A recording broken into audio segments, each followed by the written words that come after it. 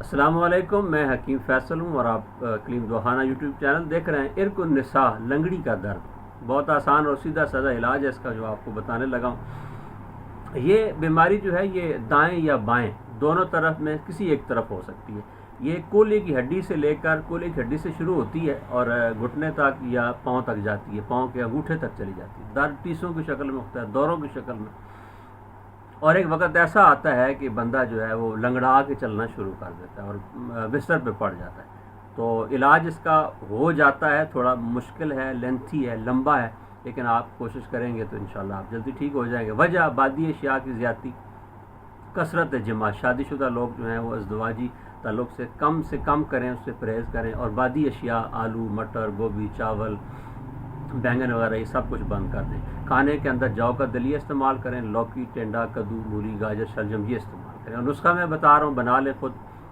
Capsule میں ڈالنا چاہیں تو آپ کی مرضی ہے، گولی بنانا چاہیں تو آپ کی مرضی ہے۔ 3 چیزیں لینی ہے آپ نے۔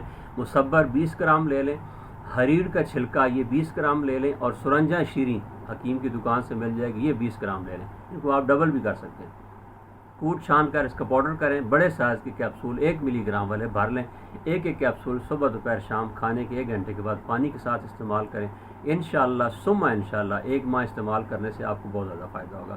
ٹانگ کو گرم رکھیں، رات کو زیتون کے تیل کی مالش کر کے اوپر اس کے پجامہ وغیرہ چڑھا دیں، اور اس کے ساتھ ساتھ بازار سے ایک معجون ملے گی جس کا نام ہے چوب چینی، معجون چوب چینی، رات کو 1 چمچ 1 کپ دودھ کے ساتھ